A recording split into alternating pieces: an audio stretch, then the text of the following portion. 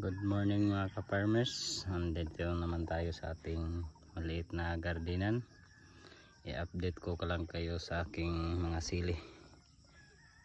Ay medyo malaki na. Nandito tayo ngayon para magbibigay tayo ng abono na may halong urea at saka triple 16. Ito ating ibibigay natin to para medyo kulang sa vitamins yung mga sili natin. Kaya ngayon nandito tayo ay mag-aabono po tayo. Ito po lang ating mga sili, hindi pantay, may mga malaki, may medyo maliit. Kaya ngayon mag-aabono po tayo. Simulan po natin mga ka-farmers. Yan po mga ka-farmers, ito po ay may halong triple 16 at saka urea. Pinagsama-sama ko na lang ito kasi para isa na lang ang ano natin, hindi pabalik-balik. May ano tayo, may tubig tayo na isang balde o isang galon. Ito bawat isa dito ay lagyan po nating 2 latang sardinas. Yan ang farmers. At saka ito naman 2 rin.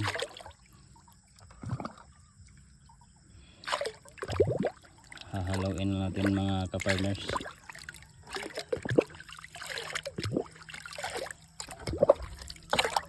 Tapos ito i-dilig natin sa bawat puno ng sili natin mga ka-farmers kasi kulang sila sa vitamins. Ito pala ang paraan namin dito sa mga probinsya mga ka-farmers.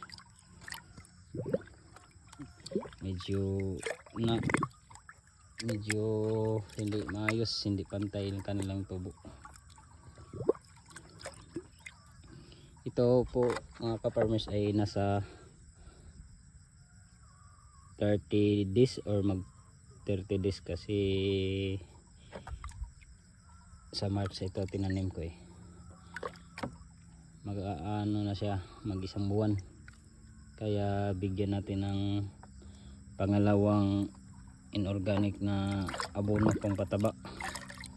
Ito ay una nating binigay ay triple 16 to, pero sa pangalawa nating application ay may kasama na tong urea at saka triple 16.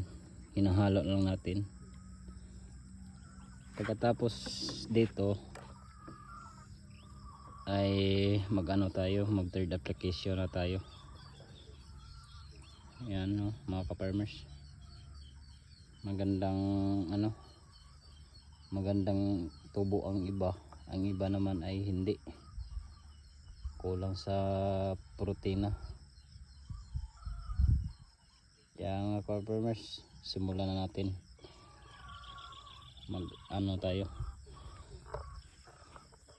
magbibigay po tayo. Ito po farmers ay dito pa lang paraan ko farmers. Bawat puno ididiligan natin.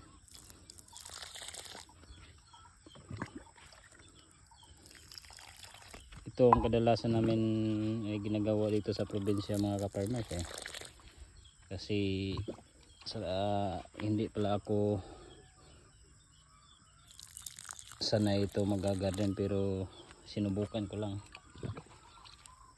Yan mga ka-farmers, hanggang dito na lang mga ka-farmers. Tatapusin ko yung gagawin ko ng mga ka-farmers. Tapos na po tayo nagbibigay ng abono. Ay hihintayin natin na ilang araw ay tayo naman ay malapit na to ipopruning. Hindi pa ko alam kung paano, pero susubukan ko yung natutunan ko sa YouTube ng ibang ka-farmers din, ay magpupruning sila. Mga 1 buwan at kalahati siguro yung napanood ko sa video, pero dito sa akin ay hindi pa masyado, kaya maghihintay po tayo ng ilang araw o linggo bago tayo magpupruning mga ka-farmers. Dito na lang mga ka-farmers,